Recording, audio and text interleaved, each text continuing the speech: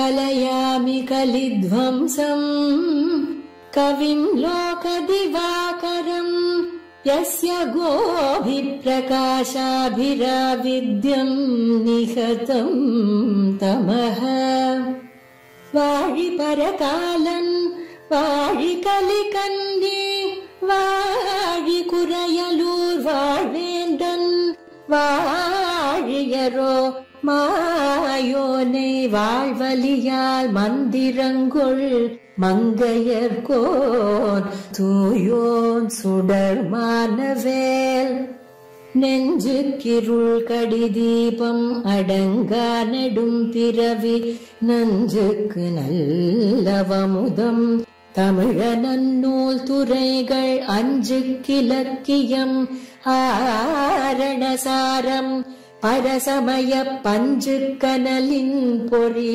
பரகாலன் பனுவல்களே எங்கள் கதியே இராமானுசமுனியே சங்கை கெடுத்தாண்ட தவராசா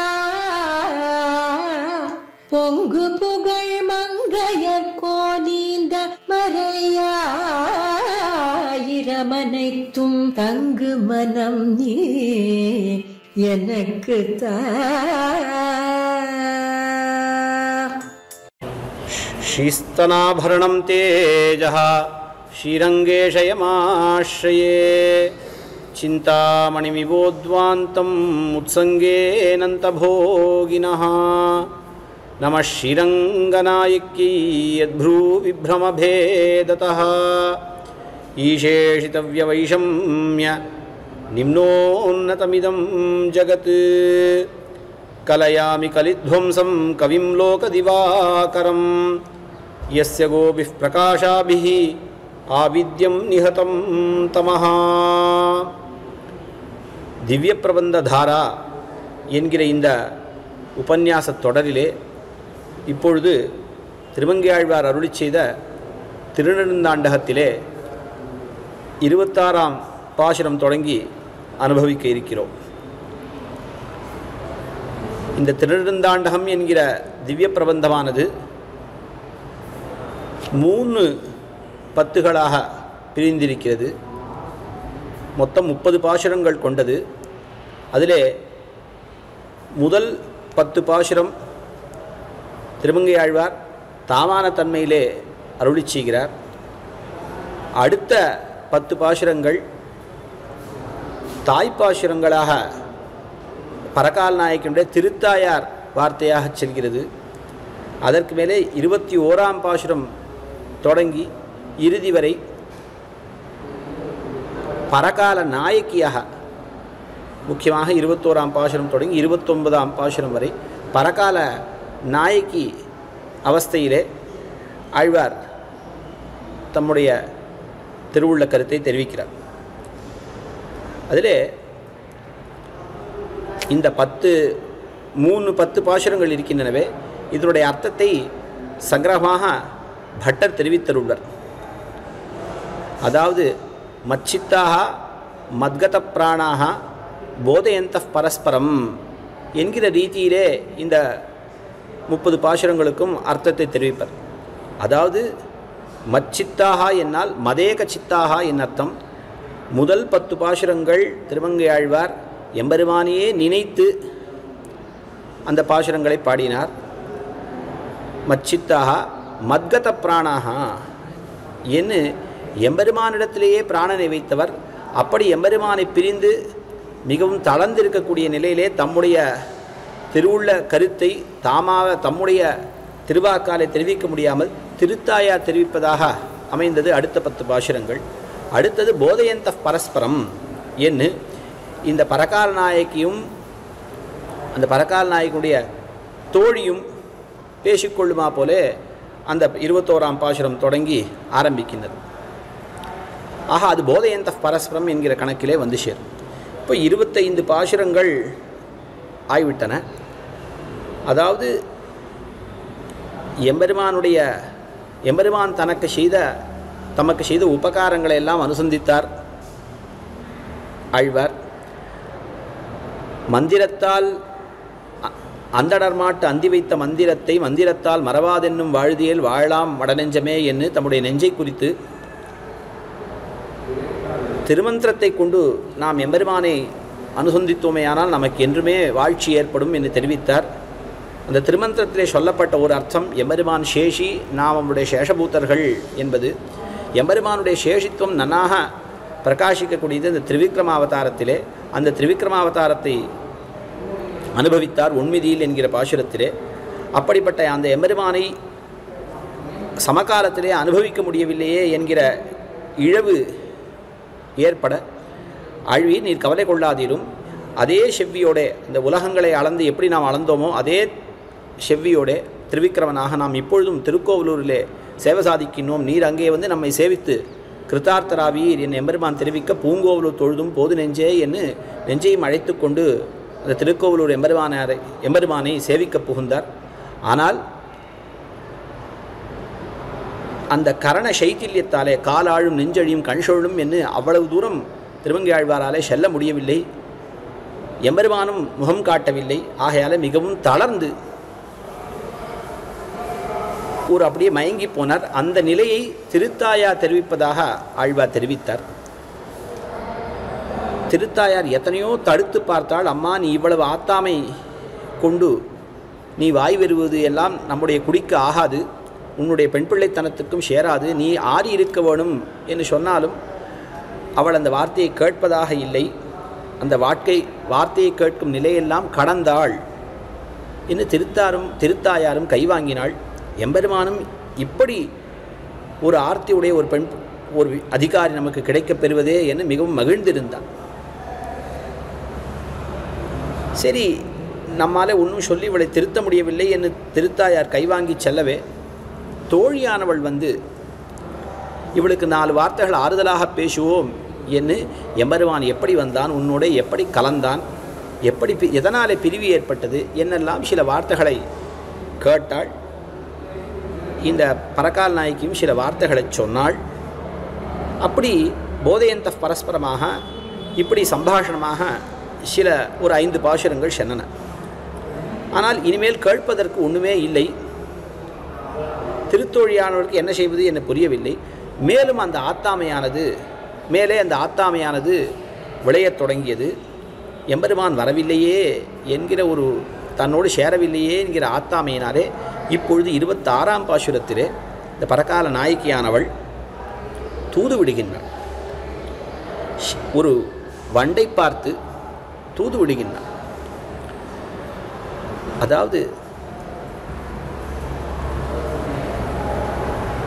ஒரு ஏன் வண்டை தூது விடுகின்றார் என்று கேட்டால் அதற்கு அழகாக ஒரு சமாதானம் தெரிவிக்கிறார் பெரியவாச்சான் பிள்ளை. எம்பெருமான் கண்ணன் பரமச்சேதனன், அவன் பாண்டவர்களுக்காக தூது சென்னான். ஆனால் அது காரியகரமாகவில்லை. திருவடி ஒரு வானரமாக இருக்கக்கூடிய திருவடி தூது சென்ற பொழுது அது காரியகரமாயிற்று. ஆகையாலே ஒரு அச்சேதனத்தையே தூது விடுவோம் என்று நினைத்தாள் போலும். 26ஆம் பாசுரம்.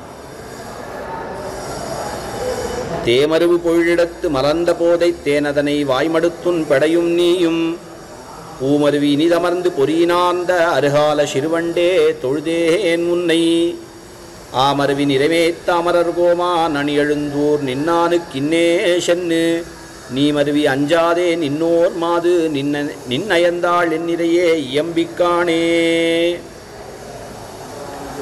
முதலிலே அந்த வண்டை கொண்டாடுகிறாள் இந்த பரகால நாயகி. பொறியினார்ந்த அருகால சிறுவண்டே தொழுதேன் உன்னை என்ன.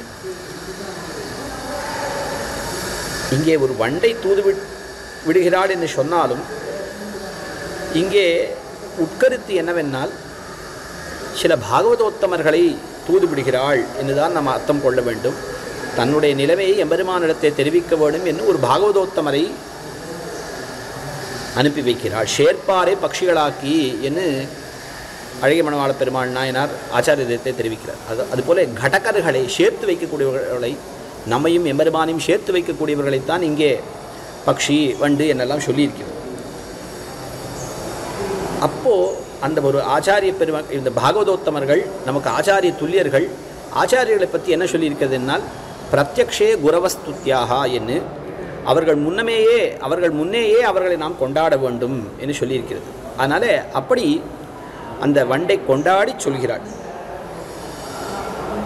தேமருவு பொழிடத்து மறந்த போதை தேனதனை வாய்மடுத்து உன் படையும் நீயும் பூமருவி இனிதமர்ந்து பொறியினார்ந்த அருகால சிறுவண்டே என்ன அந்த வண்டை அழைக்கின்றான். அந்த வண்டி எப்படி இருக்கிறது? அழகிய சோலையிலே இருக்கின்றது. அந்த வண்டு தங்கி இருக்கிறது. அந்த சோலை நித்திய வசந்தமாய் நன்னாக பூத்து குலுங்கி இருக்கிறது. ஆகையாலே எப்பொழுதும் தேன் மாறாது இருக்கிறது. தேமருவு பொழிலாக அது இருக்கிறது. அப்படிப்பட்ட தேமருவு பொழிடத்து அந்த புஷ்பம் மலர்கின்றது. மலர்ந்த போதை அந்த புஷ்பமானது மலரச் செய்தே அந்த தேனை பருகின்றது இந்த வண்டு. மலர்ந்த போதை தேனதனை, அதாவது மொட்டாக இருக்கும் பொழுது அதிலே தேன் அவ்வளவு அதிகமாக இராது. நன்னாக மலர்ந்து விட்டாலும் தேனானது அந்த மலரிலிருந்து வெளியே கிளம்பி பெருகிவிடும். அதனால் மலரும் காலத்திலே இருக்கக்கூடிய தேனை இது பருகினது. சிறிது மலர்ந்த பிற்பாடு அதில் தேன் இருந்தால் அது பரியூஷிதமாகிவிடும், அது பழசாக போயிடும். அப்படி இல்லாமல் ஃப்ரெஷ்ஷாக அந்த மலரச் செய்தே அந்த வண்டை அந்த தேனை நீ பருகினாய். பூவிரிய மதுநுகரும் என்று அந்த தூவிரிய பெரிய திருமொழியிலே தூவிரிய என்கிற இந்த திருவாலி பாசுரத்தில் கூட அப்படிதான்.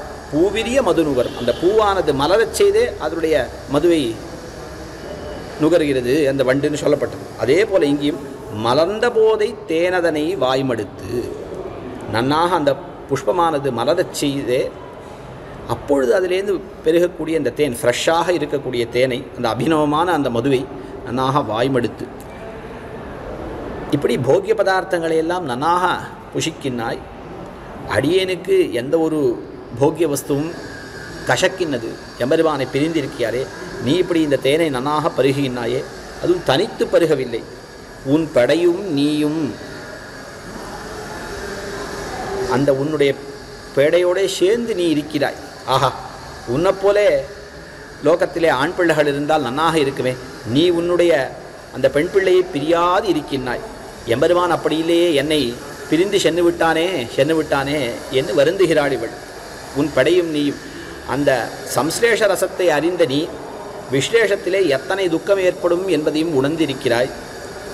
ஆகையினாலே அந்த விஸ்லேஷத்த துக்கத்தை கொடுக்கக்கூடாது உன்னுடைய பேடைக்கு என்பதற்காக அதை பிரியாது இருக்கிறாய். நீ உன் படையும் நீயும் இப்படிப்பட்ட நீயும் உன்னுடைய பேடையும் சேர்ந்திருக்கிறாய். இந்த சமயத்திலே உன்னை நான் என் காரியம் செய்யும்படி வேண்டுகின்றேன். இது மிகவும் தவறுதான். உங்களுடைய ஒரு சம்ஸ்லேஷத்தை தடுப்பதாக நான் காரியம் பார்த்தால் அது தவறுதான். இருப்பினும் அடியேனுக்கு வேறு கதி இல்லையே, ஆகையினாலே உன்னை கெஞ்சி கேட்கின்றேன், நீ எனக்கு ஒரு காரியம் செய்ய வேண்டும். படையும் நீயும் இப்பொழுது எப்படி இருக்கின்றீர்கள்? நீங்கள் பூமருவி இனிதமர்ந்து நன்னாக புஷ்பத்திலே நன்னாக பொருந்தி இருக்கின்றீர்கள். ஒரு படுக்கை போல அந்த புஷ்பமானது மெத்து என்ன இருக்கிறது. பூமருவி நன்னாக இனிது அமர்கின்றாய் நீ. அதில் அடியனுக்கு மென்மலர்பள்ளி வெம்பள்ளியாலோ என்று இந்த மலர்படுக்கையானது கொதிக்கின்றது எனக்கு. ஆனால் உங்களுக்கு நன்னாக அந்த படுக்கையானது நன்னாக மெத்துன்னு நன்னாக பொருந்தி இருக்கிறது. அந்த பூமருவி இனிதமர்ந்து பொறியினார்ந்த நன்னாக தேனை பருகி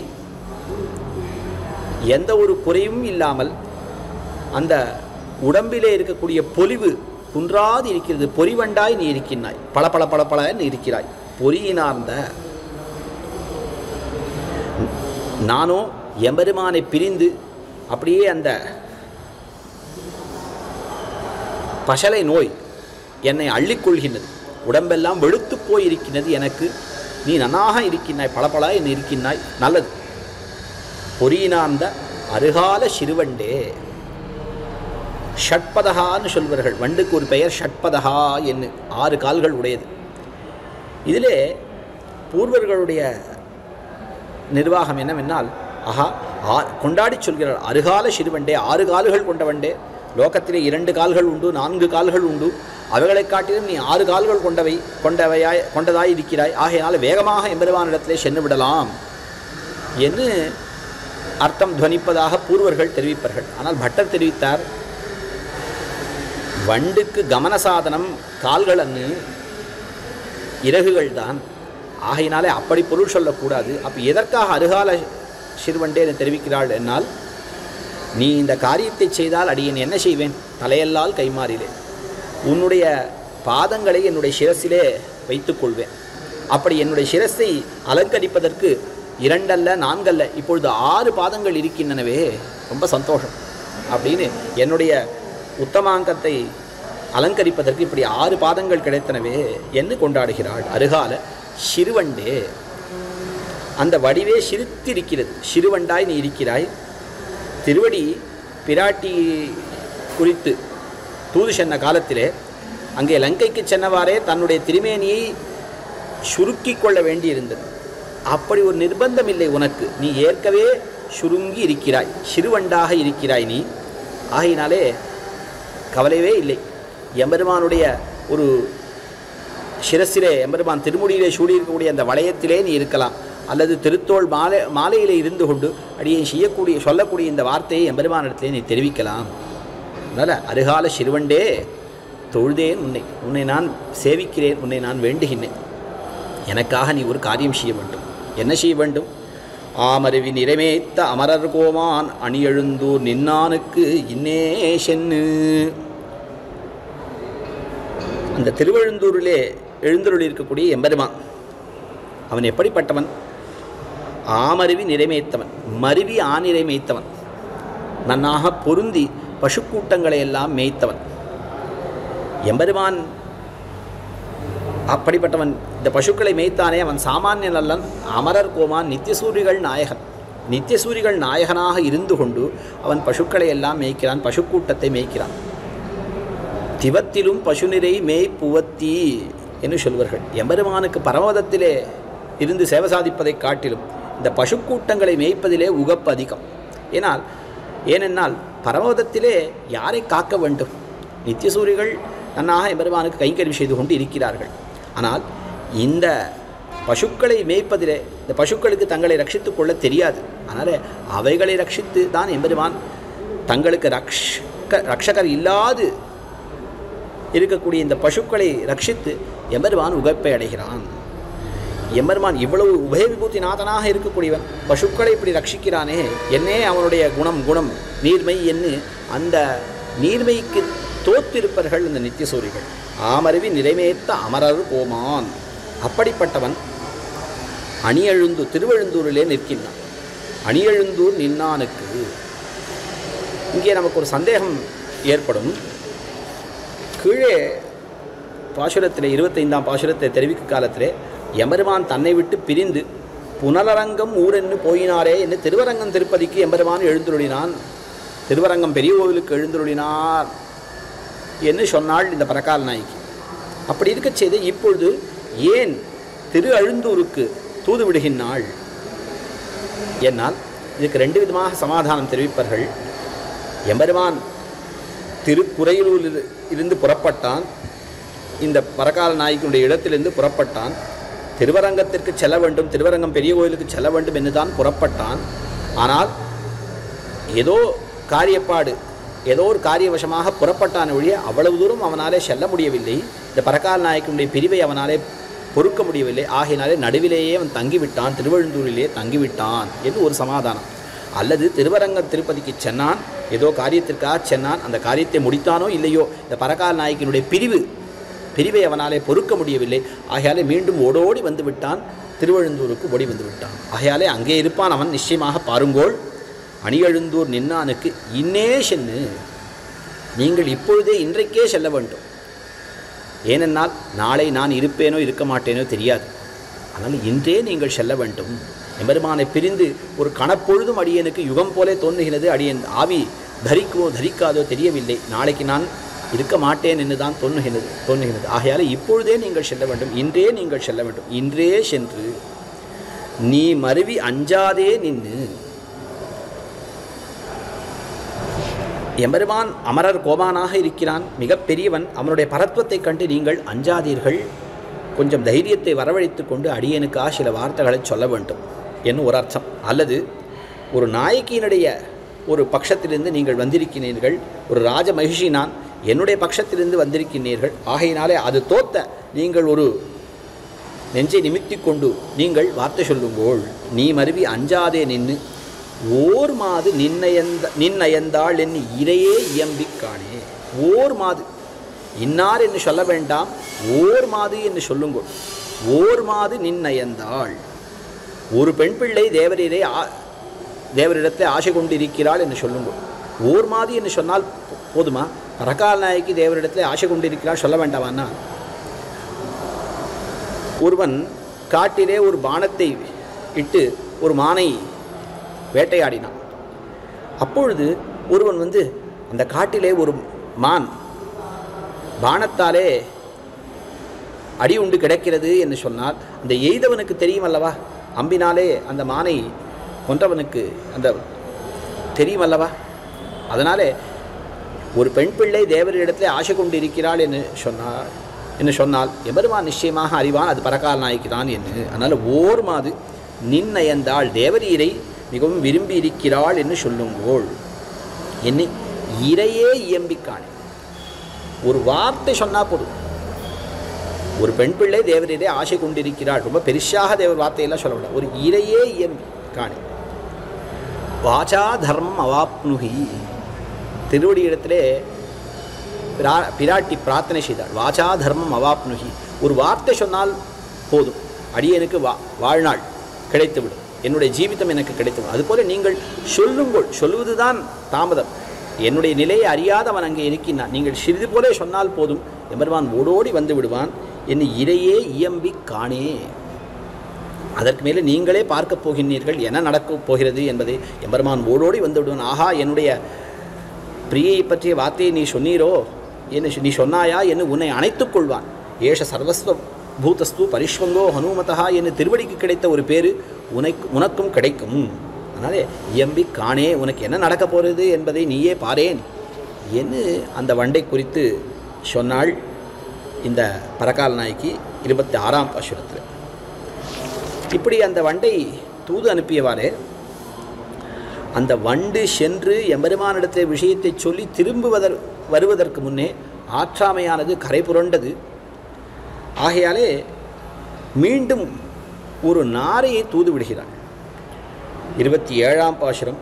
செங்கால மடனாராய் இன்னே சென்னு திருக்கண்ணபுரம் புக்கு என் செங்கண் மாலுக்கு என் காதல் என் துணைவர் குறைத்தியாகில் இது ஒப்பதெமக்கின்பமில்லை நாடும் பைங்கான மீதெல்லாம் உனதேயாகப் பழனமீன் கவர்ந்துண்ணத் தருவன் தந்தால் இங்கே வந்தினிதிருந்துன் படையும் நீயும் இருநிலத்தில் இனிதின்பம் எய்தலாமே. அந்த நாரையை கொண்டாடுகிறாள் செங்கால மடனாராய் என்று. அதாவது சிவந்த கால்கள் கொண்டதாக அந்த நாரை இருக்கின்றது. எம்பெருமானுடைய திருவடிகள் எப்படி சிவந்து இருக்குமோ அதுபோல உன்னுடைய பாதங்கள் சிவந்து இருக்கின்றன, பார்ப்பதற்கு மிகவும் அழகாக இருக்கின்றன.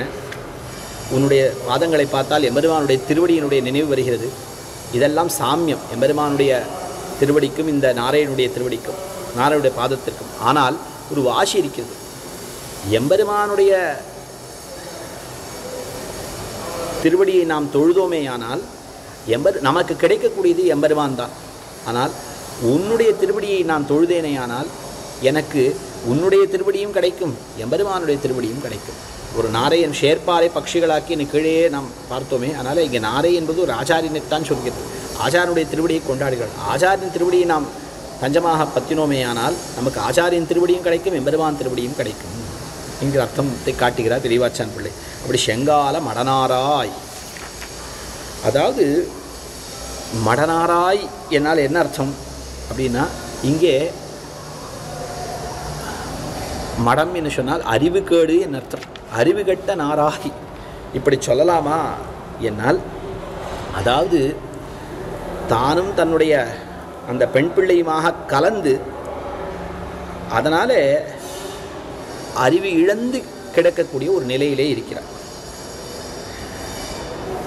அதாவது அந்த பெடையும் நீயுமாக சென்று அவ்வளவு ஒரு காதல் கொண்டு அந்த ஒன்றோடொன்று சேர்ந்து அந்த அறிவிழந்து இருக்கிறீர்கள். அதனால் அந்த சேர்ந்திருந்தால் எவ்வளவு சுகமாக இருக்கும், பிரிந்திருந்தால் எத்தனை துன்பம் இருக்கும் என்பதையெல்லாம் நீ உணர்வாய். செங்கால மடனாராய் இன்னே செல்ல வேண்டும். கீழே சொன்னா போல இப்பொழுதே செல்ல வேண்டும், இன்றைக்கே செல்ல வேண்டும். நாளை நான் இருப்பேனா என்று சொல்ல முடியாது. ந ஜீவேயம் க்ஷணமபி என்கிற என்னுடைய நிலை. இன்னே சென்னு திருக்கண்ணபுரம் புக்கு. இப்பொழுது திருக்கண்ணபுரத்துக்கு செல்ல வேண்டும் என்று சொல்கிறார். ஏன் திருக்கண்ணபுரத்துக்கு செல்ல வேண்டும்? கீழே திருவழுந்தூருக்கு செல்ல வேண்டும் என்று சொன்னால் இப்பொழுது திருக்கண்ணபுரத்துக்கு ஏன் தூது விடுகிறாள் என்னால், கீழே அந்த ஒரு வண்டை தூது விட்டாலே அந்த வண்டு சென்று அந்த எம்பெருமானுக்கு சொல்லி இருந்தால் அவன் வாளா இருந்திருக்க மாட்டான். அவன் புறப்பட்டு வந்திருப்பான். ஆகையினாலே அவன் புறப்பட்டு திருக்கண்ணபுரம்புக்கு வந்திருப்பான். ஆகையினாலே அங்கே போய் சொல்லுங்கோள்.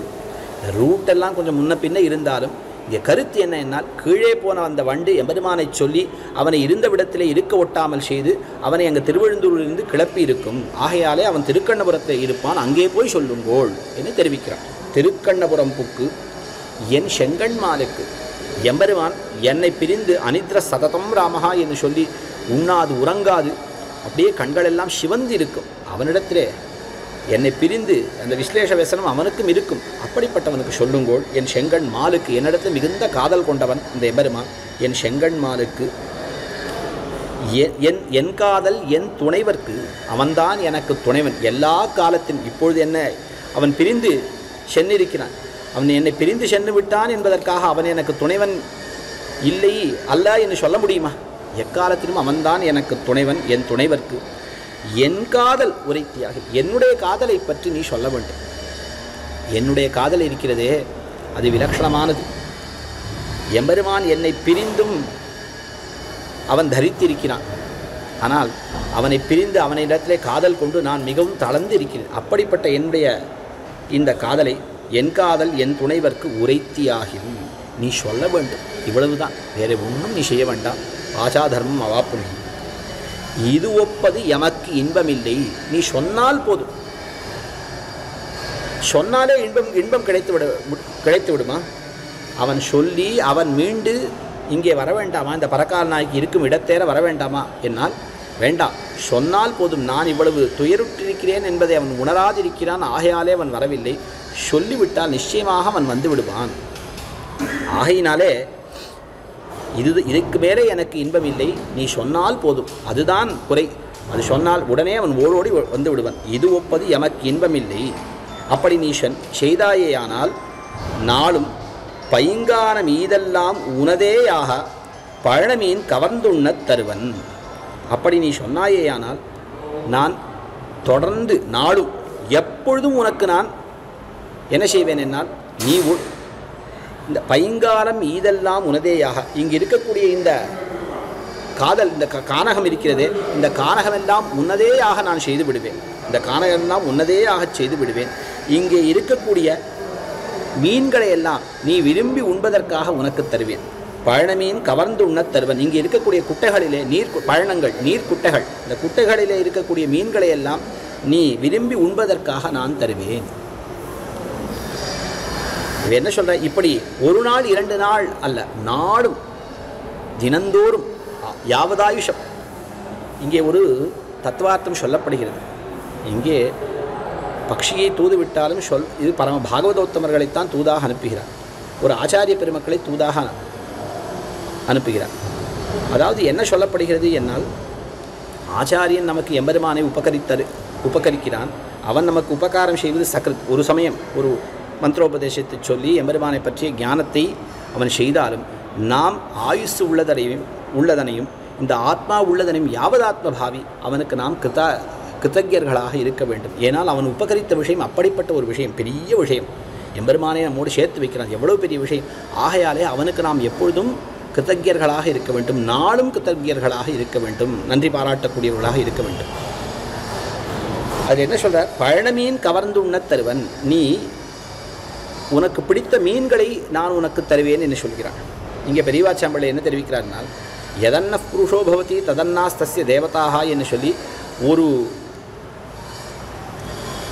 ஒருவன் எதை உணவாக கொள்கிறானோ அதே உணவு தான் அவனாலே ஆராதிக்கப்படக்கூடிய தேவதைக்கும். ஆனால் அது எம்பெருமானுக்கு நாம் எதை கொள்கிறோமோ அதே எம்பெருமானுக்கும் கண்ட்ரோல் பண்ணலாம். ஆனால் ஆச்சாரிய பெருமக்களுக்கு அவர்களுக்கு எது பிடித்தமோ அதை தேடி தேடி நாம் தர வேண்டும். அதனாலே பழனமீன் கவர்ந்துண்ண தருவன். இப்படி நான் தந்தால் இங்கே வந்து இனிதிருந்து தேவரீரும் இங்கே வந்து இனிதிருந்து, நாரையே நீ இங்கே வந்து இனிதிருந்து உன் படையும் நீயும் நீங்கள் இருவருமாக சேர்ந்திருந்து இருநிலத்தில் இனிதின்பம் எய்தலாமே. அத்தை நீங்கள் புஷித்து இங்கே நீங்கள் இதே இருநிலத்தில் இந்த பூமியிலேயே நீங்கள் இருந்து கொண்டு மிகுந்த இன்பத்தை எய்தலாம் என்று தெரிவிக்கிறார். இங்கே ஒரு விஷயம் காட்டுகின்றார் பெரியவாச்சான் பிள்ளை. பரமபதத்திலே கூட இப்படிப்பட்ட ஒரு இனிமையை நீங்கள் அனுபவிக்க முடியாது. பரமபதத்துக்கு சென்னாலும் இப்படிப்பட்ட இனிமை இருக்காது. பரமபதத்திலே எல்லாரும் எல்லாம் நிறைந்தவர்கள், அங்கே குறையே கிடையாது.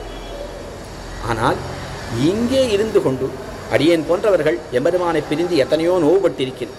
அடியேனுக்காக நீயும் நாளையே நீயும் உன்னுடைய படையுமாக சென்று எம்பெருமானிடத்த விஷயத்தை சொல்லி என்னையும் எம்பெருமானை சேர்த்து வைத்து அதனாலே கிருத்தார்த்தர்களாய் அடியேன் சமர்ப்பிக்கக்கூடிய இந்த கிஞ்சித்காரத்தையும் ஏற்றுக்கொண்டு சந்தோஷமாக இருக்கலாம்.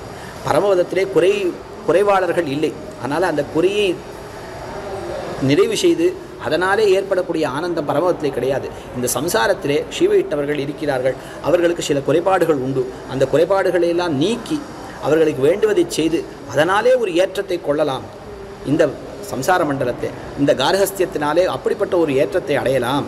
ஆகையாலே நீ அந்த மாதிரியான காரியத்தை செய்யப்பாராய் என்று அந்த நாரையை இறக்கிறாள் இந்த பரகார நாயகி இந்த பாசுரத்தில். அடுத்து 28ஆம் பாசுரம். கீழே வண்டையும் இந்த நாரையும் தூதுவிட்டாள் இந்த பரகார நாயகி. இவருடைய வார்த்தையை கேட்டு எம்பெருமான் இந்த பரகார நாயகியோடு சேர வேண்டும் என்று ஓடோடி வர முற்பட்டார். இந்த பரகார நாயகிக்கும் சில சுப சகுனங்கள் ஏற்பட்டன. சரி, நாமும் தூது அனுப்பியிருக்கிறோம். எம்பெருமான் நிச்சயமாக நம்முடைய ஆர்த்தியை கேட்டு அவசியம் வந்து விடுவான். நமக்கும் சுப சகுனங்கள் ஏற்படுகின்றன. இவையும் எம்பெருமான் நிச்சயம் வந்து விடுவான் என்பதையே காட்டுகின்றன. இப்பொழுது எம்பெருமான் வந்து அவனோடு நாம் சேர்ந்தோமையானால் அது நிச்சயமாக ஆனந்தத்தை கொடுக்கும். ஆனால் இந்த சம்ஸ்லேஷம் என்பது மீண்டும் விஸ்லேஷத்தை தரும். எம்பெருமானுடைய ஒரு பிரிவு அது நிச்சயமாக ஏற்படும். அப்படி ஒரு பிரிவு ஏற்பட்டால் அதை இனிமேல் நம்மாலே பொறுத்து கொள்ள முடியாது. விஸ்லேஷம் என்பது நிச்சயமாக துக்கத்தை தரும். இனிமேல் நம்மாலே இந்த துக்கத்தை பொறுத்து கொள்ள முடியாது. ஆகையினாலே நாம் என்ன செய்வோம் என்னால் இனிமேல் இந்த எம்பெருமானோடு சேர வேண்டாம். ஆழ்வாருக்கு இந்த காதலினாலே ஒரு கோபம் ஏற்பட்டது, ஒரு பிரணய ரோஷம். இத்தனை காலம் நம்மை துடிதுடிக்க இருக்க செய்து விட்டால் இனிமேலும் நம்மாலே துன்பத்தை பொறுத்து கொள்ள முடியாது. ஆகையினாலே இத்தனை காலம் எம்பெருமானை சேராது எவ்வளவு துன்பத்தை எம்பெருமான் அருகே இல்லாத காரணத்தினாலே அவனை பிரிந்து எத்தனை துன்பத்தை அனுபவித்தோமோ அத்தனை துன்பத்தை எம்பெருமான் அருகே இருக்கச் செய்தேயும் அவனோடு சேராமல் நாமும் அனுபவிப்போம். அவனுக்கும் நம்முடைய ஒரு சேர்த்தியினாலே ஏற்படக்கூடிய மகிழ்ச்சியை தடுப்போம். ஏனென்றால் நாம் அவனோடு சேர்ந்தால் அது பிரிவை ஏற்படுத்தும். அது நம்மாலே பொறுத்து கொள்ள முடியாது. ஆகையினாலே உன்னை பிரிந்து நான் எத்தனை துயரம் உற்றேன் என்பதை அவனும் உணரும்படியாக அவன் முன்னமேயே நாம் அவனோடு சேராதிருப்போம். அவனுக்கும் அந்த துயரத்தை உணர்த்துவோம். நாம் அப்படியே முடிந்து போவோம். அவனை சேராமல் இருந்தால் நம்மாலே இந்த உயிர் நம்முடைய உயிர் தரிக்காது. அப்படியே நாம் பிராணனை விடுப்போம். பிராணனை விடுத்தால் நமக்கு இனிமேல் துன்பமே கிடையாது என்று பிரணயரோஷம் தலையெடுத்து எம்பெருமானோடே ஊட நினைக்கிறாள் இந்த பரகார நாயகி. ஆகையினாலே சரி, இனிமேல் நமக்கு கவலையிலே எம்பெருமானோடு சேர வேண்டாம் என்று நாமும் முடியப் போகிறோம். இனிமேல் நமக்கு துன்பம் இருக்காது என்று தெளிந்து பேசத் தொடங்கினார். இத்தனை நாள் கலங்கி இருந்த இந்த பரகார நாயகி இப்பொழுது தெளிந்து வார்த்தை சொல்லத் தொடங்கினார். எப்படி அணையப்போகும் விளக்கு பிரகாசத்தோடு எரியுமோ அதுபோல இவளிடத்தில் ஷடக்கென ஒரு தெளிவு ஏற்பட்டது. இது என்ன என்று சிறிது அச்சமுற்றாள் இந்த தோழி. ஐயோ, இவள் வேற ஏதோ நினைத்திருக்கிறா போல இருக்கிறதே. எம்பெருமானோடு ஊட நினைக்கிறாளோ,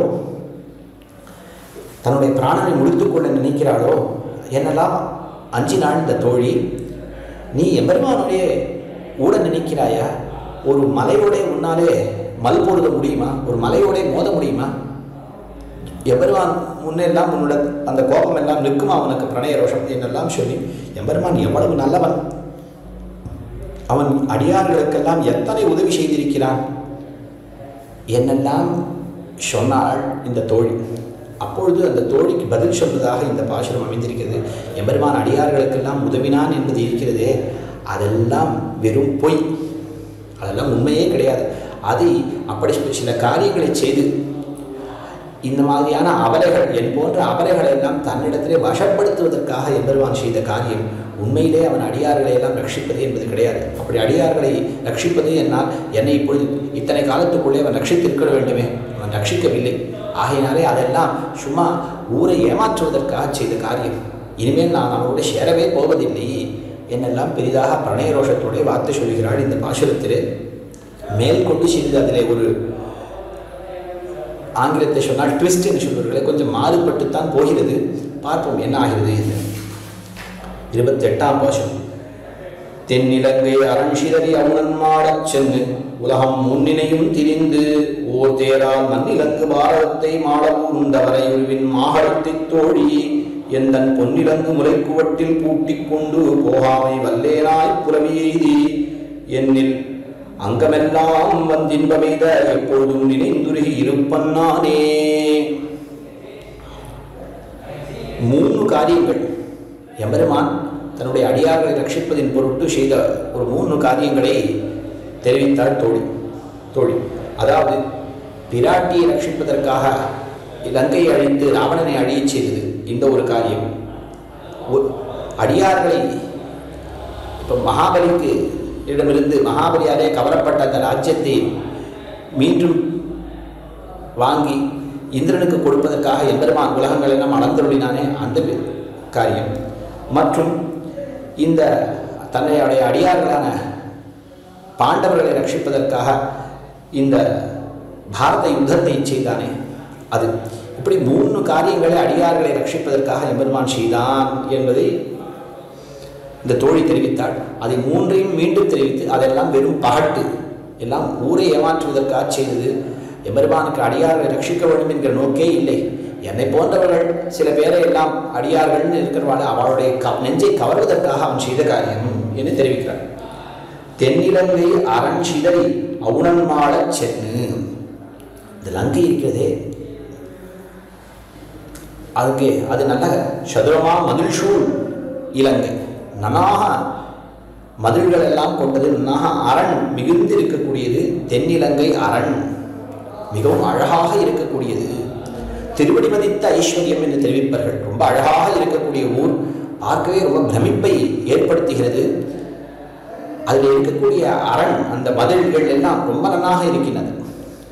அதாவது ஒரு மலையின் மேலே அமைந்திருக்கிறது இந்த இலங்கை பட்டணம்.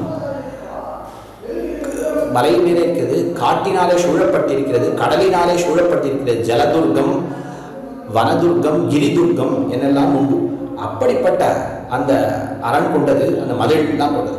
அந்த மதில் சுவர்களை எல்லாம் இடித்து கொண்டு எம்பெருமான் சென்றான். எப்படி ஒரு களிர் போல எம்பெருமான் மேலே சொல்லப்படுகிறான்.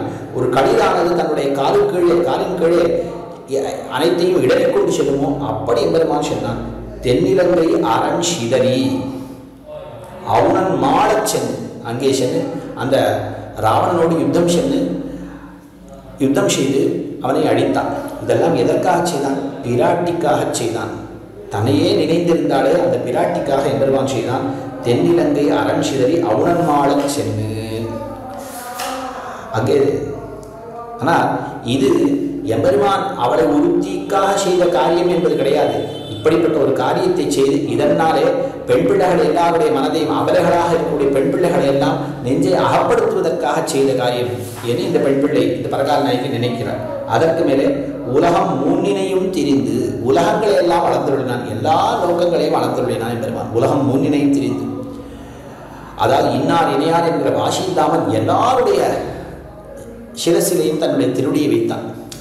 சொல்றான், யாரும் எதிர்பாராது இருக்க செய்தே, அபேட்சையாது இருக்க செய்தே அவருடைய சிரசிலே போய் தன்னுடைய திருடி வைத்தான். பார் ஏ தோழி, நீ பார், அந்த எம்பெருமான் அவனுடைய காரியத்தை பார், நான் அவனுடைய திருவடிக்காக ஏங்கி இருக்கிறேன், என்னுடைய சிரசினை அவனுடைய திருவடியை வைக்க மாட்டேன் என்கிறான். யார் வேண்டாம் வேண்டாம் என்று சொல்கிறார்களோ அவருடைய சிரசிலை போய் தன் திருவடியை வைத்தான். இவனுடைய காரியம் செய்யக்கூடிய நிலையை பார். அவள் தோழி என்ன சொல்கிறாள், எம்பெருமான் பார், அடியார் தன்னுடைய சொத்தை விடாதவன், அவன் எல்லாருடைய சிரசிலும் தன்னுடைய திருவடியை வைத்தான் என்று சொல்ல பார், அவன் ஒரு வைலட்சண்யம் அறியாதவன்.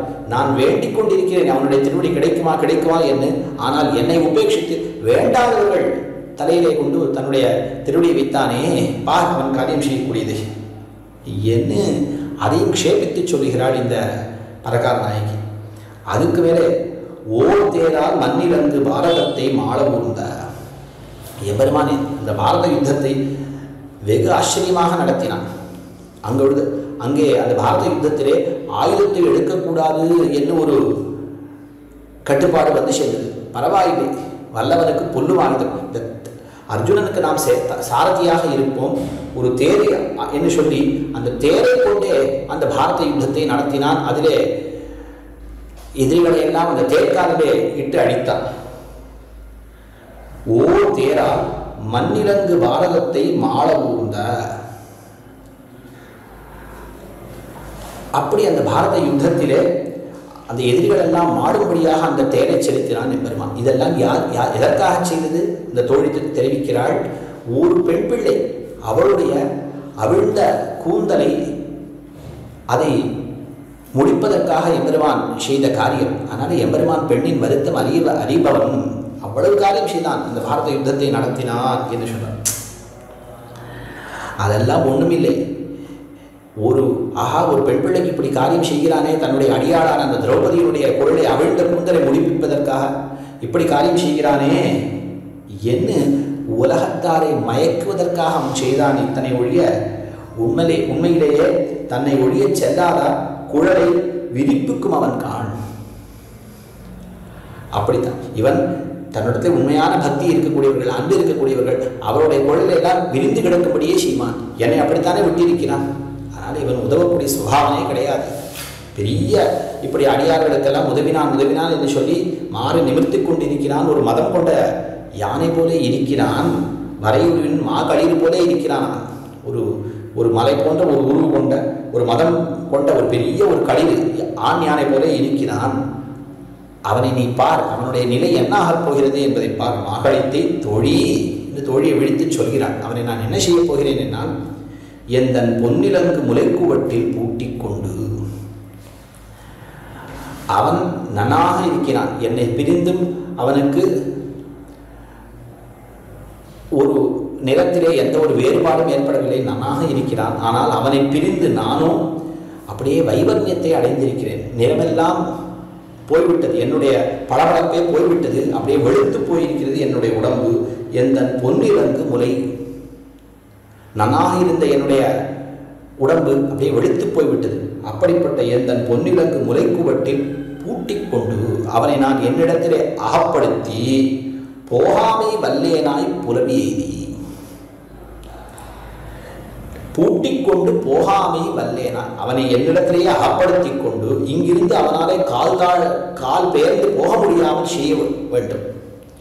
அவன் கண் முன்னே நான் அப்படி என்னை விட்டு அவன் பிரிய முடியாதபடி செய்து, நான் ஆனால் அவனுக்கு என்னுடைய சேர்த்தியை தரக்கூடாது, கலவியை தராமல் நான் புலவி எய்தப் போகிறேன், நான் துன்பத்தை அடையப் போகிறேன்.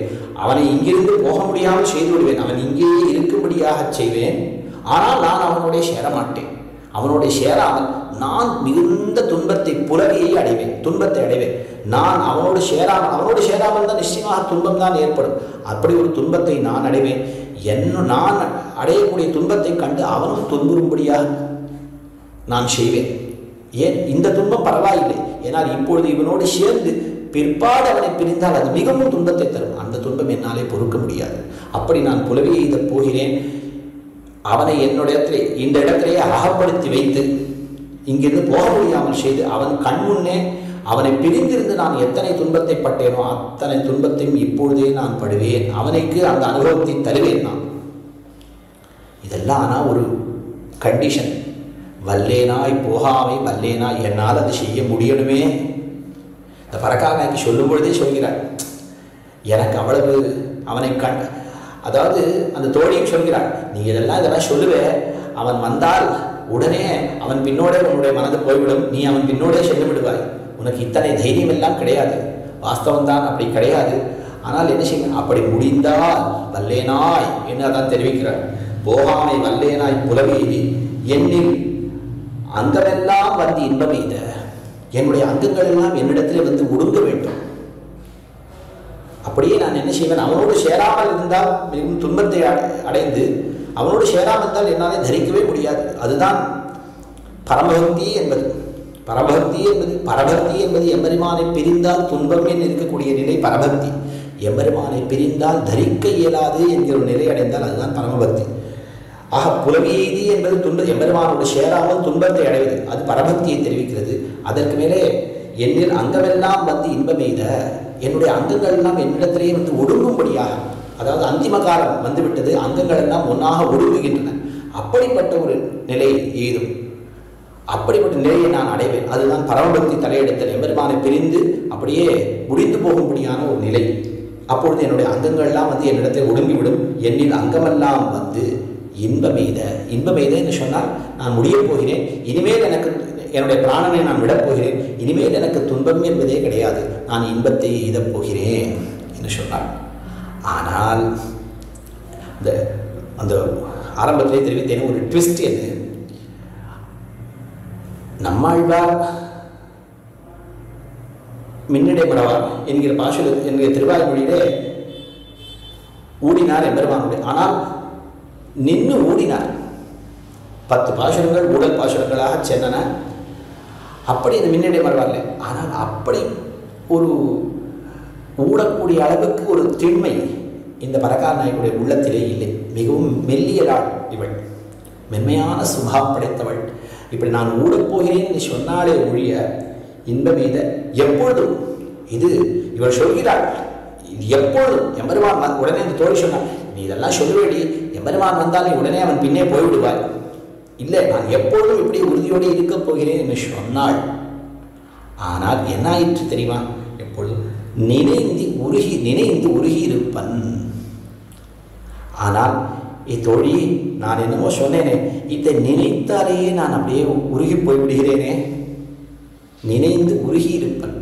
இப்படி நான் ஊடப்போகிறோம் என்று நினைத்தவாறே எம்பெருமானை பற்றி ஒரு நினைவு ஏற்பட்டவாறே அப்படியே உருகி போய்விட்டான். எங்கேருந்து அவனோடு ஊடுவது கொள்வது? நினைந்து உருகி இருப்பன். இப்படி ஏதாவது ஒரு உலகத்திலே உண்டோ?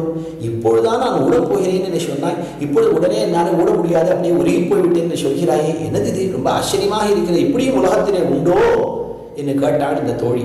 நான் உலகத்தாரை பற்றி பேசவில்லை. உலகத்தார் நன்னாக சங்கல்பம் செய்வார்கள், எம்பெருமானோடு ஊட வேண்டும், அவனிடத்தை பிரணயரோஷத்தை காட்ட வேண்டும் என்று சங்கல்பம் செய்வார்கள். அப்படி செய்தவர்களும் உண்டு. இந்த பராங்குஷ நாய்க்கு செய்தாள், குலசேகர நாய்க்கு செய்தாள், அவர்களாலே செய்ய முடியும். ஆனாலே என்னாலே முடியாது அடி தோழி, என்னாலே முடியாது, என்னாலே முடியவே முடியாது. நினைந்து இப்படி நினைத்தாலே நான் உருகி போகிறேனே, கால ஆழ்கின்றது, நெஞ்சு அழுகின்றதே, நான் என்ன செய்வேன் நினைந்து உருகி இருப்பன்.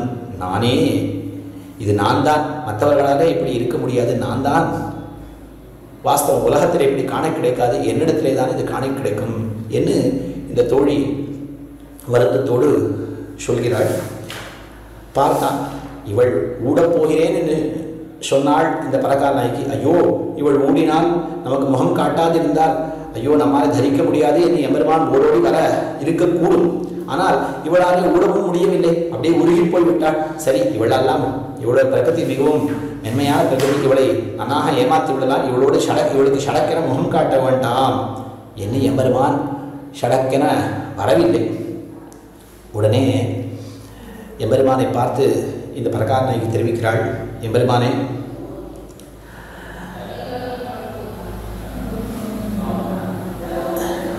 எனக்கு உன்னை தவிர வேறு கதி கிடையாது. அதனால் நான் எவ்வளவோ தவறு செய்திருக்கிறேன், ஆனால் எனக்கு உன்னை தவிர கதி இருக்காது, நீயே எனக்கு அருள வேணும், என்ன அருள வேணும் என்று மீண்டும் அவனையே வேண்டுகிறார். இந்த பாசுரத்தில் நீ மற்றவர்களுக்கெல்லாம் ரட்சித்தாயே, அதை போல என்னையும் ரட்சித்தருள வேண்டும் என்று மீண்டும் நீ எம்பெருமானே புகழ், எனக்கு வேறு கதி இல்லை என்று மீண்டும் தனக்கு வேறு கதியின்மையை சொல்லி தன்னுடைய தோஷங்களையும் விண்ணப்பித்து நீயே என்னை ரட்சித்தருள வேண்டும் என்று வேண்டுகிறாள். இந்த பாசுரத்திலே அந்நாயர் குலமகளுக்கரையன் தன்னை அலைகடலை கடைந்தடைத்த அம்மான் தன்னை குன்னாத வலியரக்கர் கோனைமாட கொடுஞ்சிலைவாய்ச் சலந்துரந்து குணங்களைந்து வெண்ணானே குன்னெடுத்த தோழினானே விரிதில நீர் விண்ணகரம் மருவினாடும் நின்னானே தன் குடந்தை கிடந்த மாலை நெடியானை அடினாயே நினைந்திட்டேனே. பல சேஷ்டிதங்கள் எம்பெருமான் செய்த திவ்ய சேஷ்டிதங்களை எல்லாம் இந்த பாசுரத்திலே தெரிவிக்கிறாள் இந்த பரகால நாயகி. எத்தனை பேரை ரட்சித்தருளினாய், அதுபோலே அடியேனையும் ரட்சித்தருள வேண்டாவா என்கிற ஒரு எண்ணத்தோடு சொல்கிறாள். அந்நாயர் குலமகளுக்கு அரையன் தன்னை. ஆயர் குலமகள் நப்பினை பிராட்டி. நப்பினை பிராட்டிக்கு அன்று ஏற்பட்ட ஒரு ஆபத்தை நீ போக்கியருளவில்லையா? நப்பினை பிராட்டி கண்ணுடைய திருத்தாயாரான யசோதை, அந்த யசோதருடைய திருத்தம்பியார் கும்பர் என்பவர், அந்த கும்பருடைய திருக்குமாரத்தியார். கும்பருக்கும் தர்மதா என்கிற அவர் பத்னிக்கும் பிறந்தவள் நீடை என்பவள். இவள் ஸ்ரீதேவி நாச்சியார், பூமிதேவி நாச்சியாருக்கு பின்னாக இருக்கக்கூடிய நீலாதேவி நாச்சியாருடைய அவதார் ஆகினாலே பின்னை என்னே நம்முடைய பூர்வர்கள் தெரிவிப்பார்கள். இப்படிப்பட்ட இந்த நப்பின்னையை கைப்பிடிக்க வேண்டும் என்பதற்காகத்தான் எம்பெருமான் ஆய்குலத்திலே போய் வளர்ந்தான் என்று ரசமாக தெரிவிப்பார் குலத்தாழ்வான். எம்பெருமான் ஒரே பிறவியிலேயே 2 குலத்திலே சம்பந்தம் உடையவனானான். ஒன்று க்ஷத்ரிய குலம், வசுதேவருடைய பிள்ளையாக எதுகுலத்திலே பிறந்தான், ஆய்குலத்திலே வளர்ந்தான். ஏன் இப்படி 2 குலத்திலே சம்பந்தம் உடையவனாக இருந்தான் என்றால் அதனால்தான் 2 பெண் பிள்ளைகளை கைப்பிடிக்க முடிந்தது. அந்த க்ஷத்ரிய குலத்துக்கு சேர ருக்மிணி பிராட்டியும் இந்த ஆய்குலத்துக்கு சேர நப்பினை பிராட்டியும் கைப்பிடித்தான் எம்பெருமான் என்று தெரிவிக்கிறார் குலத்தாழ்வான். சரி, அன்று நப்பினை பிராட்டிக்கு ஒரு பெரிய ஆபத்து ஏற்பட்டது. அந்த கும்பருடைய திருமாடியிலே 7 காளைகள் முரட்டு காளைகளாக இருந்தன. அதிலே அசுரர்கள் புகுந்து விட்டார்கள். ஆகினாலே நப்பினைக்கும் ஒருவனோடு சேர்த்து வைக்கக்கூடிய ஒரு பருவமும் வந்துவிட்டது. ஆகையாலே யார் இந்த 7 காளைகளை அடக்குகின்றார்களோ அவளுக்கு அவருக்கு தன்னுடைய பெண்ணை மனம் செய்து கொடுப்பதாக சங்கல்பித்திருந்தார் கும்பர். யார் இந்த 7 காளைகளை அடக்கப் போகிறாரோ, நம்மை யார் கைப்பிடிக்கப் போகிறாரோ என்று மிகவும் அச்சம் கொண்டிருந்தாள் நப்பினை பிராட்டி. கண்ணன் எம்பெருமான் வருவானோ மாட்டானோ, நம்முடைய பிராணநாதன் வருவனோ மாட்டானோ, நம்முடைய அத்தை பிள்ளையான கண்ணன் வருவனோ மாட்டானோ, நம் தகப்பனார் இப்படி சொல்லிவிட்டாரே என்று மிகவும் அஞ்சி இருந்தாள் நப்பினை. அவருடைய அச்சத்தை நீ தீர்த்தாய். அங்கே மித்திராபட்டணத்துக்கு சென்று அந்த கும்பருடைய திருமாளிக்கு சென்று அந்த 7 காளைகளையும் அடக்கி நீ அவளை கடிமணம் புரிந்தாய் அல்லவா? ஆயர் குலமகளுக்கு அரையன் தன்னை, அவளுடைய ஆபத்தை போக்கினாயே என்று நான் உனக்காக ஏங்கி இருக்கிறேனே, என்னையும் அப்படி கை கொள்ள வேண்டாவா என்று இந்த பரகால நாய்க்கு கேட்கிறார். அந்நாயர் குலமகளுக்கு அரையன் தன்னை, அலைகடலை கடைந்து அடைத்த அம்மான் தன்னை. நீ இந்த அலைகடலை கடைந்தாய், அலைகடலை அடைத்தாய். இது 2 எதற்காக செய்தாய்? பிராட்டிக்காகத்தானே செய்தாய். கடலை கடைந்து அமிர்தத்தை தேவர்களுக்கு கொடுத்தாய் என்று அதெல்லாம் ஒரு வியாஜம். அமுதில் வரும் பெண்ணமுதான பெரிய விராட்டியாரை நீ கொண்டாயே.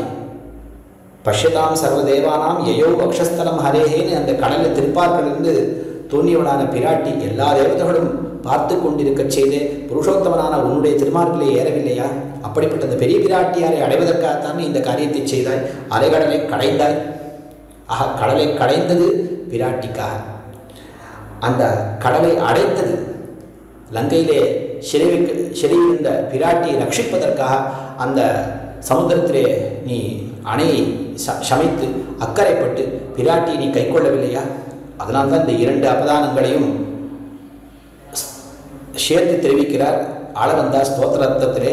எதர்த்தம் அம்போதிர் அமந்தியபந்திச்ச, யாருக்காக இந்த சமுத்திரத்தை எதர்த்தம் அம்போதிகி அமந்தி அபந்திச்ச, எவளுக்காக இந்த சமுத்திரமானது கடையப்பட்டதோ அடைக்கப்பட்டதோ, இந்த ஒரு துணுக்கை தான் அப்படியே வடமொழிப்படுத்தினார்.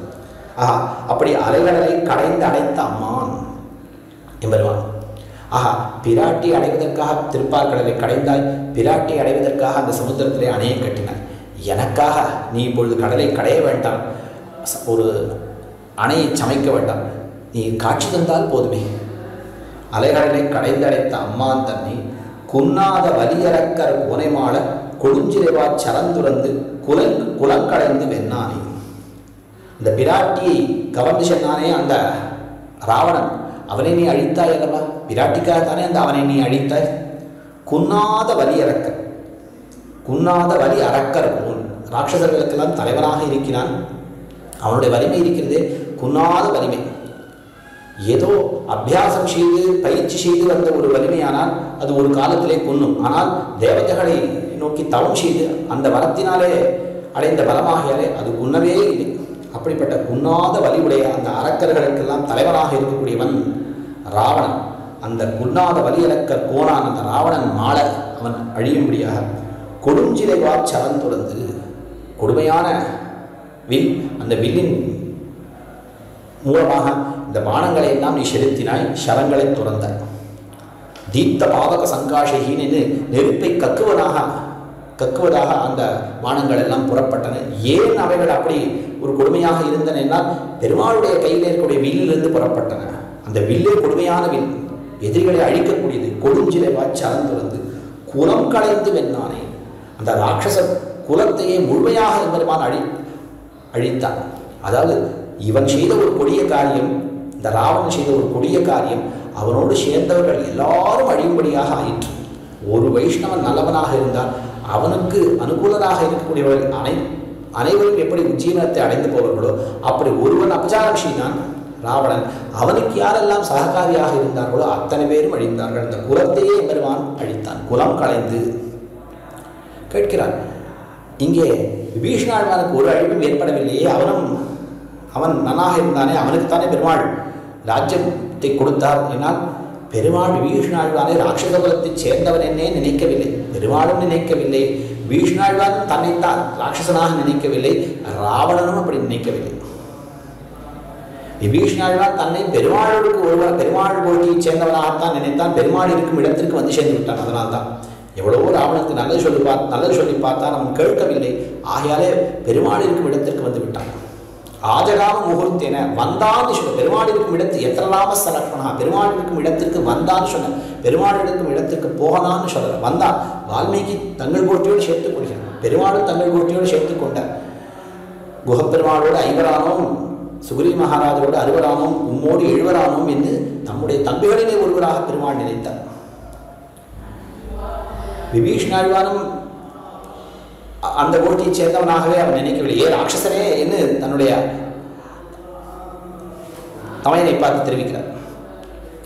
அதே போல ராவணனும் விபீஷணாழ்வானை துவாம் துதி குலபாசம், இந்த குலத்துக்கே ஒரு இழுக்கு என்று குலத்தை விட்டு வேறுபடுத்தித்தான் சொல்கிறான்.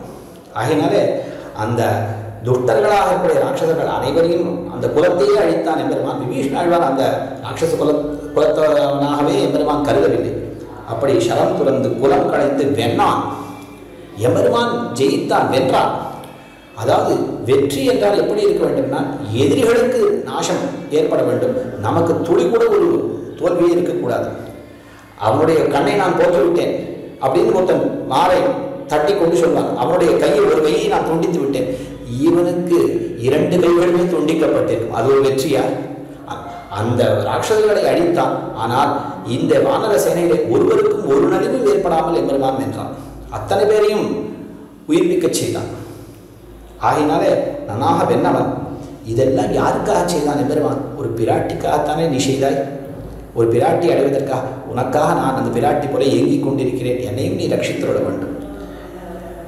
குலம் களைந்து அப்பொழுது அந்த ராட்சசர்களோட நீ யுத்தம் செய்தாய், அதெல்லாம் நீ இப்போ செய்ய வேண்டாம், எனக்கு முகம் காட்டினால் போதும் என்று தெரிவிக்கிறாள் இந்த பரகால நாயகி. குலம் களைந்து வெண்ணானே, குன்னெடுத்த தோழினானே, இந்த கோவர்தன மலையை உயிரை பிடித்தாய், இது எதற்காக செய்தாய்? அந்த இந்திரனுக்கு சமர்ப்பிக்கக்கூடிய பூஜையை கண்ணன் நிறுத்தியவாறே, இந்திரன் கோபம் கொண்டு கல்மழை பொழிந்தவாறே, அந்த திருவாய்ப்பாடியில் இருக்கக்கூடிய இடையர்கள், இடைச்சிகள், பசுக்கள் எல்லாம் மிகவும் நோவுபட தொடங்கின. கண்ணா கண்ணா என்று கதறினார்கள். அத்தனை பேரையுடைய துயரத்தை போக்குவதற்காக நீ அந்த கொன்னை உயர பிடித்தாய். அந்த திருவாய்ப்பாடியில் இருக்கக்கூடிய அத்தனை பேரும் யாதொரு கஷ்டத்தை அடைந்தார்களோ அந்த கஷ்டத்தை இப்பொழுது அடியேன் ஒருவன் அடைந்திருக்கிறேன். அவர்கள் கல்மழையிலே துன்புற்றார்கள். நான் இந்த துக்கமழையிலே, உன்னை பிரிந்த அந்த துக்கமழையிலே நான் அகப்பட்டிருக்கிறேன். என்னை நீ ரட்சிக்கக்கூடாதா? எனக்காக நீ குன்றையெல்லாம் உயரப்பிடிக்க வேண்டாம். உன்னுடைய திருமுகத்தை காட்டினால் போதுமே. குன்னெடுத்த தோழினானே. சரி, இதெல்லாம் ஏதோ ஒரு காலத்திலே செய்த உதவிகள். பிற்பாடு நான் யாருக்கும் உதவியே செய்யவில்லை என்று நீ கண்ணழி சொல்ல முடியாது. பிற்பட்டவர்களையும் ரட்சிப்பதற்காகத்தானே நீ இப்பொழுது அர்ச்சா சந்நிதியிலே, அர்ச்சா ஸ்தலங்களிலே நீ எழுந்துள்ளி இருக்கிறாய். விரிதிரை நீர் விண்ணகம் மருவினாலும் நின்னானே. நன்னாக பறந்து இருக்கக்கூடிய அலைகள் அலைகள் அடிக்கக்கூடிய நீராக சூழப்பட்ட அந்த விண்ணகரம், அந்த காவிரி பாயக்கூடிய அந்த திருவிண்ணக நகரத்திலே எப்பொழுதும் பொருந்தி இருக்கிறாயே. மருவினாலும் நின்னானே. எதற்காக நீ இங்கே திருவிண்ணகரத்தில் நிற்கிறாய்? திருவிண்ணகரப்பனாக எதற்காக நிற்கிறாய்? ஒப்பிலியப்பனாக அடியார்களை ரட்சிப்பதற்காகத்தானே நீ இருக்கிறாய். பின்னானார் வணங்கும் சோதியாகத்தானே அங்கே இருக்கிறாய். சரி, அங்கே நீ நிற்கிறாய். ஆனால் தன் குழந்தை கிடந்த மாலை ஒரு இடத்துல நின்னால் கூட அங்கிருந்து புறப்பட்டு விடுவான் என்று ஒரு எண்ணம் ஏற்படும். ஆனால் அங்கேயே கிடந்து விட்டால் திருக்குளத்தில் நீ கிடந்த திருக்குளத்தில் இருக்கிறாய். எதற்காக இருக்கிறாய்? இந்த சம்சாரம் கிழங்கு எடுத்தால் அல்லது நான் பெயரேன் என்று ஒரு சங்கல்பம் செய்து கொண்டு நீ அங்கே பள்ளி கொண்டிருக்கிறாயே. தன் குழந்தை கிடந்த மாலை இதெல்லாம் நீ அங்கே அடியாரை ரட்சிப்பதற்காகத்தானே அங்கே நீ நித்தியவாசம் செய்கிறாய். தன் குழந்தை கிடந்த மாலை இதெல்லாம் எதனாலே? அடியார்களிடத்தில் இருக்கக்கூடிய மிகுந்த ஒரு வியாமோகம். அதுதானே காரணம். தன் குழந்தை கிடந்த மாலை. இப்படிப்பட்ட நெடியான் அவனுடைய பெருமையெல்லாம் சொல்லவே முடியாது. உன்னுடைய பெருமையை பேசவே முடியாது. என்ன ஒரு அர்த்தம்? அல்லது மற்றவர்களுக்கெல்லாம் இவன் எவ்வளவு காரியம் செய்தான், அடியனுக்கு மட்டும் எட்டாக்கனியாக இருக்கிறானே, நெடியானாக இருக்கிறானே. நெடியானை என்று சொல்லி கடைசியிலே என்ன இந்த பரக்காரனுக்கு என்ன தெரிவிக்கிறார் ஆழ்வார்? அந்த பாவனையில் அடிநாயை நினைத்திட்டேனே. இப்படிப்பட்ட பெரியவன், அப்படிப்பட்டவனே, இந்த நாய் போன்ற இந்த அடியவன், இந்த தாழ்ந்தவனும் நான் நினைத்திட்டேனே. உன்னை நான் நினைத்தேனே. உன்னை நினைக்கவில்லை, நீ என்னை நீ நினைக்கவில்லை, ஆதலால் நான் உன்னை ரட்சிக்கவில்லை என்று உனக்கு சொல்ல முடியுமா? நானும் நினைத்தேனே. அந்த நினைப்புக்காகவாவது நீ என்னை ரட்சிக்க வேண்டாமா என்று ஆர்த்தியோடே அழைக்கினார் திருவங்கை ஆழ்வார் இந்த பரக்கார நாய்க்கு. இப்படி அழைத்து வரை இதற்காகத்தான் எம்பெருமான் எதிர்பார்த்து கொண்டிருந்தார். அதாவது இவர் வெண்ணியே வேண்டி விழுப்பொருட்கிறங்கி வேர்க்கனார் கலவியே கருதின்னு எல்லா இடத்திலேயும் நான் வெற்றி பெற வேண்டும் என்று மாறை தட்டி கொண்டிருந்தவர். ஆனால் அடியேன் மிகவும் தாழ்ந்தவன், அடிநாயே, நாய் போன்ற இவ்வடியவன், தேவதை தவிர எனக்கு வேறு கதி கிடையாது, நீரே எனக்கு கதி என்ன இந்த ஒரு நிலை, இந்த ஒரு பரிபக்குவமான ஒரு நிலை ஏற்பட வேண்டும் என்பதற்காகத்தான் எம்பெருமான் காத்து கொண்டிருந்தார். இப்படி ஆழ்வார் தன்னுடைய ஆர்த்தியை அறிவித்தவாறே எம்பெருமான் ஆழ்வாருக்கு சேவை சாதித்தான். இது நேராக அப்படி எம்பெருமான் சேவை சாதித்தது நமக்கு சேவை சாதித்தான் ஆழ்வார் நேராக சொல்ல. ஆனால் அந்த பாசுரத்தினுடைய துவனியை பார்த்தாலே நமக்கு அந்த அமைப்பை பார்த்தாலே நமக்கு வருகிறது. அடுத்த கடைசி பாசுரம், இறுதி பாசுரம், இதுதான் ஆழ்வார் திருநெடுந்தாண்டகம் தான் திருமங்கை ஆழ்வாருடைய இறுதியான திவ்ய பிரபந்தம். அதிலே தாம் எம்பெருமானை சாட்சாத்கரித்தமையை ஆழ்வார் நன்னாக தெள்ளத்தெளிவாக காட்டிக் கொடுக்கிறார். மின்னுமா மழை தவழும் மேகவண்ணா விண்ணவத்தம் பெருமானே அருளாய் என்று அன்னமாய் முனிவரோட வரவேற்ற அருமறையை வெளிப்படுத்த அம்மான் தன்னை மன்னுமா மணிமாட வங்கைவேந்தன் மானவேர் பரகாவன் கரியன் சொன்ன வன்னியனூர் தமிழ் மாலை வல்லார் தொல்லை பழவினையை முதலினியே வல்லார் தாமே.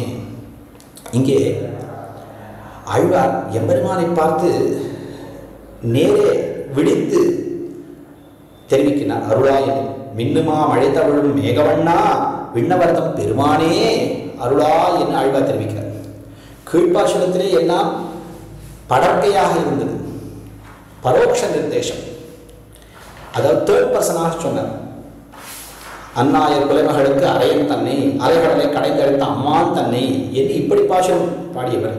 இந்த பாசுரத்தை நேராக எம்பெருமானை முன்னிலைப்படுத்தி தெரிவிக்கிறார்.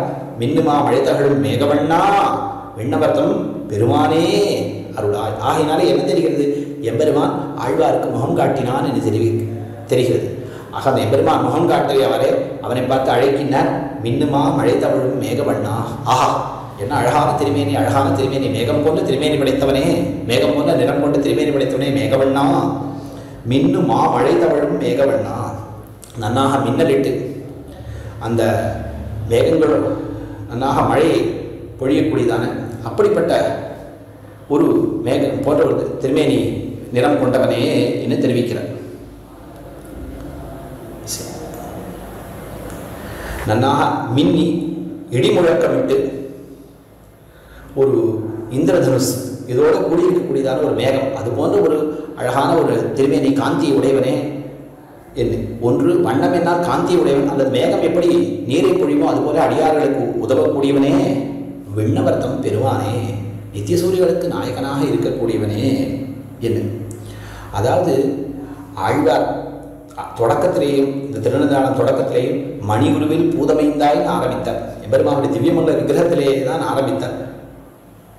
நிறைவு செய்யும் பொழுதும் மின்னுமா மழைத்தவழும் மேகவண்ணா என்று இந்த திருவேணி ஒரு ஒரு சம்பந்தத்தோடு தான் அதையே தான் தெரிவிக்கிறார் இங்கே.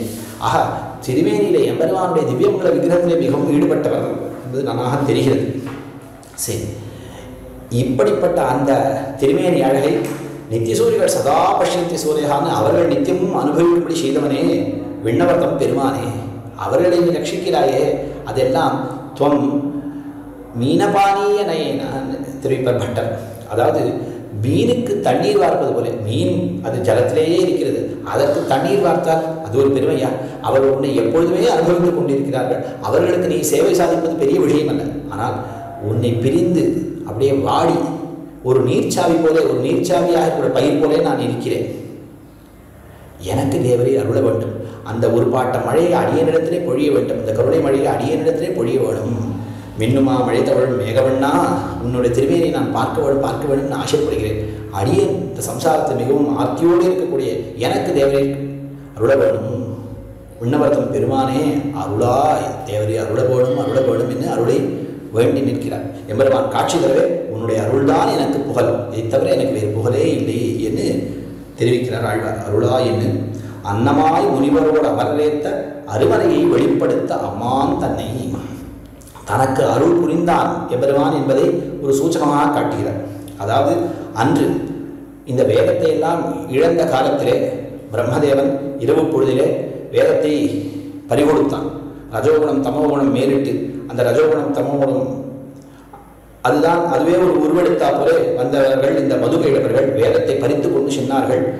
மறுநாள் எழுந்தான், அந்த வேதத்தை இழந்தான் பிரம்மதேவன். ஐயோ, எனக்கு கண் போய்விட்டதே, என்னுடைய வேதம் காணவில்லையே, நான் எப்படி படைப்பேன் என்று அவன் வருத்தமுற்றான். வேதம் இல்லாமல் ரிஷிகள் நல்ல கதியை அடைய முடியாது. ஆகையில் அவர்கள் எல்லாம் எம்பெருமானை வேண்டினார்கள், நாங்கள் வேதம் இல்லாமல் என்ன செய்வோம் என்று. அவர்களுக்கு நல்வழி போவதற்காகவும் ரிஷிகளுக்கு நல்வழி போவதற்காகவும் மேற்கொண்டு சிருஷ்டியை செய்வதற்காகவும் பிரம்மதேவனுக்கும் இந்த முனிவர்களுக்கும் எம்பெருமான் வேதத்தை வெளியிட்டுள்ளான். அப்பொழுது எப்படி வெளியிட்டுள்ளான்? ஒரு அன்னபக்ஷியாய் வந்து வெளியிட்டுள்ளான். ஒரு மனிதனாக வந்து வேதத்தை வெளியிடவில்லை. அப்படி மனிதனாக வந்து வேதத்தை வெளியிட்டானே ஆனால் ஒருவனாலே ஏற்றப்பட்டது என்று சொல்லிவிடுவார்கள். ஒரு பறவையானது சொல்லித்து ஒரு அன்னமாக வந்து எம்பெருமான் வேதத்தை உபதேசித்தருளினான். ஆகையினாலே அது அபூர்வஷயம், ஒரு புருஷனாலே செய்யப்பட்டது அன்னு என்றுதான் நாம் சொல்கிறோம். அப்படி அன்னமாய் முனிவரோடு அமரர் ஏத்த முனிவர்களும் அமரர்களும் உன்னை தொட அருமறையை வெளிப்படுத்த அம்மான் தன்னை. நீ அந்த வேதத்தை நீ வெளிப்படுத்தினாயே, அருமையான வேதம், மிகவும் கிடைப்பதற்கு அரிது. எம்பெருமானை பற்றி அறிவது அரிது என்பது கிடையாது, வேதத்தினுடைய தன்மையை நாம் புரிந்து கொள்வதுதான் மிகவும் அரிது. வேதம் நமக்கு கிடைப்பது அரிது. அந்த அருமறையை நாம் அடைந்து விட்டால் எம்பெருமானை சுலபமாக அடைந்து விடலாம். அப்படி அருமறையை வெளிப்படுத்தினான் எம்பெருமான், பிரகாசப்படுத்தினான். அது இருந்ததை வெளிப்படுத்தினான், அவன் ஏற்றிச் சொல்லவில்லை. அருமறையை வெளிப்படுத்த அம்மா தன்னை. அன்று அவர்கள் அஞ்ஞான இருளிலே அகப்பட்டு கொண்டிருந்த காலத்திலே அவர்களுக்கு அன்னமாக வந்து வேதத்தை வெளிப்படுத்தி நீ அவர்களுக்கு உதவினாயே, அதுபோல உன்னையே அடைய வேண்டும் என்று நான் இப்பொழுது வாடியிருந்தேன். எனக்கும் நீ எம்பெருமான் அருள் செய்தான், அருளாய் என்று நான் வேண்டினேன். எம்பெருமான் அவர்களுக்கு உதவினா போல எனக்கும் உதவி செய்தான் என்பதை சூச்சகமாக தெரிவிக்கிறார் ஆழ்வார். அப்படிப்பட்ட வெளிப்படுத்த அம்மான் தன்னை மண்ணுமா மணிமாட மங்கை வேந்தன் மானவேர் பரகாலன் கலியன் சொன்னார். ஆழ்வார் எம்பெருமான் ஆழ்வாருக்கு அனுகிரகிக்கவே ஆழ்வார் தரித்தார், ஆழ்வார் தரிக்கவே ஊரும் தரித்தது என்று பெரியவாச்சான் படி தெரிவிக்கிறார். அப்படி அந்த மண்ணுமா மணிமாட, மணிகளாலே சமைக்கப்பட்ட மாடங்கள், நன்னாக நிலையாக இருக்கக்கூடிய மாடங்கள், அப்படிப்பட்ட அந்த திருமங்கை மாடங்களாலே சூழப்பட்ட அந்த திருமங்கை நாடு. அதற்கு வேந்தனாக இருக்கக்கூடியவர் ஆழ்வார். மன்னுமா மணிமாட மங்கை வேந்தன் மானவே பெரிய வேலை கொண்டிருக்கிறார். எதிரிகளையெல்லாம் வேல் கொண்டு தகர்ப்பர், அவர்களை எல்லாம் ஜெயிப்பர் ஆழ்வார். அப்படிப்பட்ட மானவேல் பரகாலன், எதிரிகளுக்கு காலம் போல இருக்கக்கூடியவர்கள். புறச்சமயங்களுக்கு தன்னுடைய பாசுரங்களாலே அவர்களை எல்லாம் அடக்கக்கூடியவர். எதிரிகளை, மற்றபடி இருக்கக்கூடிய எதிரிகளை, அவர்களை இந்த வேலை கொண்டு வேலை காட்டியே அவர் ஜெயித்து விடுவார். மானவேல் பரகாலம், பெரிய வேலை, வேலை பிடித்திருக்கக்கூடிய அந்த ஒரு ரீதியை பார்த்தவாறே அவர்கள் எல்லாம் மண்ணுண்பர்கள். அப்படி மானவேல் பரகாலன், எதிரிகளுக்கு காலனாக இருக்கக்கூடியவர் மானவேல் பரகாலன். கலியன் சொன்ன நல்ல மிடுக்குடைய ஆழ்வார் அருளி செய்த. கலியன் என்னால் மெடுக்கு உடையவர் என்னொரு அர்த்தம். மற்றொரு அர்த்தம் இந்த கலிதோஷத்தை நீக்கியவர். அரசர் அல்லவா, நாட்டிலே அதர்மம் தழையாது நன்னாக தர்மம் தழைக்கும்படியாக ஜிதவாஹ்ய ஜினாதி மணி பிரதிமா அப்படி வைதிகையன் இவர் அந்தபுரே என்று வைதிக தர்மம் நன்னாக தழைக்கும்படியாக இந்த புறச்சமயங்களை எல்லாம் அழித்து நன்னாக வைதிக தர்மம் நன்னாக தழைக்கும்படியாக செய்தவர். அப்படிப்பட்ட கலியன் சொன்ன பன்னிய நூல் தமிழ் மாலை வல்லார். நன்னாக பன்னிய ஆராய்ந்து பறந்து இருக்கக்கூடிய ஒரு 30 பாஷங்களாக பறந்து இருக்கக்கூடியது. அப்போ பன்னிய நூல், இதுவே ஒரு சாஸ்திரம். நூல் என்று சொல்லியிருக்கார். நூல் என்ன, சாஸ்திரம் என அர்த்தம். உங்களுக்கு ஒரு ஐதிஹ்யம் நன்னாக தெரியும். ஒரு தீர்த்தவாதி பிராமணன் நஞ்சியர் பூர்வாசிரமத்திலே மாதவாச்சாரியராக இருந்த பொழுது திருவரங்கம் திருப்பதியிலே ஒருவர் இருக்கிறார். பராசர பட்டர் என்று பெயர் என்று சொன்னார். பெரிய வித்வானோ, ஆம், இவருக்கு எல்லா சாஸ்திரங்களும் தெரியும் என்று சொன்னார். இந்த விஷயத்தை நஞ்சியரிடத்தை மாதவாச்சாரியத்தை தெரிவித்து அதே விஷயத்தை பட்டரிடத்தில் தெரிவித்தார். நீர் என்ன சொன்னீர் நம்மை பற்றி என்று சொன்னார். உமக்கு எல்லா சாஸ்திரங்களும் தெரியும் என்று சொன்னேன். உங்களுக்கு வேதம் தெரியும், இதிகாசங்கள் தெரியும், புராணங்கள் தெரியும், தர்மசாஸ்திரம் தெரியும், சாஸ்திரங்கள் எல்லாம் தெரியும் என்று சொன்னேன். திருநெடுந்தாண்ட சாஸ்திரம் தெரியும் என்று நீ சொன்னீரோ என்று கேட்டார் பட்டர். ஐயோ, அப்படி நான் சொல்லவே இல்லையே என்று தெரிவித்தார். அடுத்த சமயம் நீர் அவசியம் அவரை கண்டால் சொல்லும் என்று சொன்னார். அதே போல அடுத்த சமயம் அவரை கண்டார், மாதவாச்சாரியர் கண்டார். அவருக்கு திருநெடுந்தாண்டக சாஸ்திரம் தெரியும் என்று சொன்னார். ஆஹா, அது என்ன திருநெடுந்தாண்டக சாஸ்திரம்? அவர் அறியவே மாட்டார். ஏனென்றால் அவர் ஆழ்வார் பாசுரங்களிலே அவருக்கு பிரவேசமே இல்லை. அவர் சாமானிய மற்ற சாஸ்திரங்கள் எல்லாம் அறிந்தவரே ஒழிய சாமானியமாக ஆழ்வார் பாசுரங்களே அறிந்தவரே அல்ல. ஆகையால ஓஹோ, இப்படிப்பட்ட ஒரு மகான் இருக்கிறாரோ, இவரை நிச்சயமாக நாம் சேவிக்க வேண்டும், பார்க்க வேண்டும் என்கிற எண்ணம் அப்பொழுதே அவருக்கு ஏற்பட்டது மாதவாச்சாரியருக்கு. பிற்பாடு ஆழ்வார் பட்டர் அவரை வாதத்திலே வெற்றி கொண்டார். ஆஹா, இது ஒரு சாஸ்திரம். இந்த திருநாடகம் என்பது சாஸ்திரம். எம்பெருமானுடைய பரத்வத்தை நன்னாக தெரிவிக்கக்கூடிய ஒரு சாஸ்திரம். இந்த விசிஷ்டாத்வைத கருத்தை முதல் பாசுரத்தில் நன்னாக தெரிவித்திருக்கிறார்.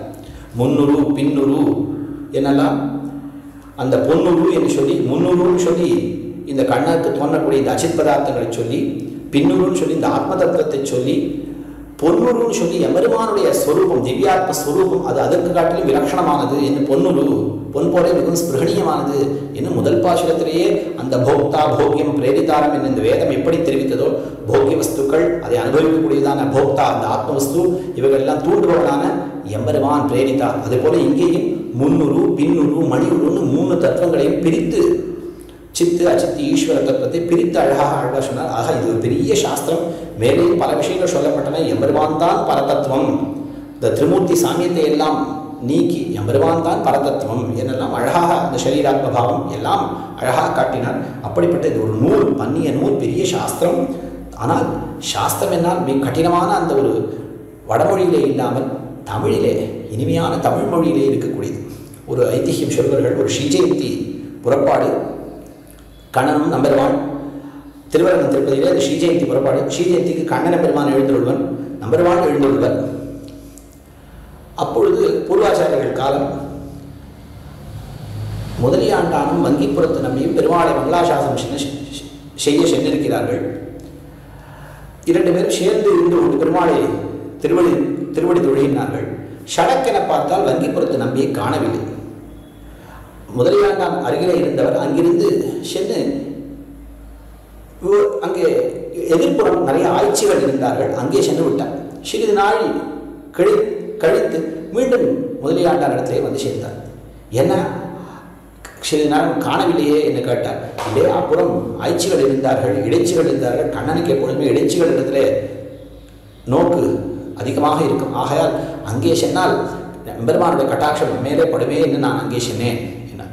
சரி, அந்த ஆய்ச்சிகள் என்ன சொன்னார்கள் என்று கேட்டார், வினவினார் முதலியாண்டார். உடனே வங்கிப்பத்து நம்பி தெரிவித்தார். அவர்கள் என்ன சொன்னார்கள், நிறைய நெய் பாலெல்லாம் கொண்டு வந்திருந்தார்கள். நெய்யுண்பீர் பாலுண்பீர், பெருமாளுக்கு மங்களாசாசனம் செய்தார்கள். நெய்யுண்பீர் பாலுண்பீர் 100 பிராயம் புகுவீர் பொன்னூறு இடுவீர் அப்படின்னு அழுத்திய இரட்டை உடுப்பீர் அப்படின்னு எல்லாம் அவர்கள் மங்களாசாசனம் பண்ணினார்கள். நீ நன்னாக நெய் உண்ண வேணும், பால் உண்ண வேணும், அழுத்திய இரட்டை நன்னாக பட்டு வஸ்திரங்கள் எல்லாம் உடுத்த வேண்டும், பொன்னூல் இட வேண்டும், 100 பிராயம் இருக்க வேண்டும் என்று மங்களாசாசனம் செய்தார்கள் என்ன. சரி, நீர் என்ன சொன்னீர்? நான் ஜெய விஜயீ பவா என்று சொன்னேன் என்று தெரிவித்தார். ஆஹா, அவர்கள் எத்தனை அழகாக அந்த தமிழ் மொழியிலே அவர்கள் மங்களாசாசனம் செய்திருக்கிறார்கள், எம்பெருமானை கொண்டாடி இருக்கிறார்கள், வாழ்த்தி இருக்கிறார்கள். நீர் முரட்டு சம்ஸ்கிருதம், எங்கே போனாலும் உங்களுடைய முரட்டு சம்ஸ்கிருதம் உண்மை விட்டவாடு இல்லையே, எங்கிருந்தாலும் நாம் தான் என்று சொன்னார். ஆஹா, தமிழ் என்பது மிகவும் இனிமையான ஒரு மொழி, அமிர்தமாக இருக்கக்கூடியது. அமிழ்தே என்ன ஒரு தமிழ் என்று சொன்னார். அப்படி இனிமையாக இருக்கக்கூடிய தமிழிலே இந்த அரிய சாஸ்திரார்த்தங்களை எல்லாம் தெரிவித்தார் ஆழ்வார். பன்னிய நூல் தமிழ் மாலை, இது மாலை பரமபோக்கியமாக இருக்கக்கூடியது. எம்பெருமான் இதை சிரசாக தரிப்பர். இதைத்தானே திருவங்கை ஆழ்வார் ஒரு திருக்கார்த்திகை நன்னாளிலே நம்பெருமாள் முன்னே இதை தானே விண்ணப்பம் செய்தார். எம்பெருமான் அதை என்ன சொன்னான், பால் குடிக்க மிகவும் போக்கியமாக இதை கேட்டபடி நானே, பாலை நீ பால் குடிக்க காலை பிடிக்கின்றீரே, விண்ணப்பின்னு சொன்னானே. அப்படி எம்பெருமான் நேரே திருச்செவி சாய்த்தது. அப்படிப்பட்ட பரமபோக்கியமானது எம்பெருமான் தலையாலே தாங்கக்கூடியது. பன்னியனூர் தமிழ் மாலை வல்லார், இதை யார் நன்னாக அபியசித்து இதிலே வல்லமை படைத்தவர்கள் ஆகினார்களோ அவர்கள் தொல்லை பழவினையை முதலறிய வல்லார் தாமே. அவர்கள் அனாதிகாலமாக இவர்களோடு சேர்ந்திருக்கக்கூடிய பாப்பங்கள் எல்லாம் அது அறப்பழையதாக இருக்கின்றன, தொல்லை பழவினை. அப்படிப்பட்ட அந்த பாப்பங்களை எல்லாம் அனைத்து வினைகளையும் வாசனையோட முதலறிய வல்லார் தாமே, அந்த வாசனையோட அதையெல்லாம் போக்கிக் கொள்ள வல்லவர்கள்.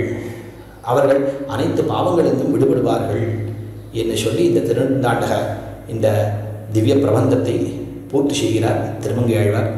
இப்படிப்பட்ட இந்த திருநெடுந்தாண்டகத்தை அனுபவிப்பதற்கு ஒரு வாய்ப்பை ஏற்படுத்தி கொடுத்த யதுகிரி இதிராஜிய சுவாமிகளுக்கு அடியனுடைய பிரணாமத்தை தெரிவித்துக் கொண்டு அடியேன் அமைகிறேன்.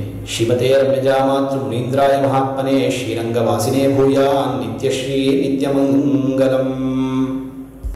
பற்பமெனத்திகள் பைங்கழலும் தன் பல்லவமே விரலும், பற்பமெனத்திகள் பைங்கழலும் தன் பல்லவமே விரலும், பாவனமாகிய பைந்துவராடை பதிந்த மருங்கழகோ, பாவனமாகிய பைந்துவராடை பதிந்த மருங்கழகோ, முப்புரி நூலோடு முன்கையில் ஏந்திய முக்கோல் தன்னழகும், எப்பொழுதும் யதிராசன் வடிவழகு என் இதயத்துள்ளதால், இல்லை எனக்கெதிர் இல்லை எனக்கெதிர் இல்லை எனக்கெதிரே, இல்லை எனக்கெதிர் இல்லை எனக்கெதிர் இல்லை எனக்கெதிரே,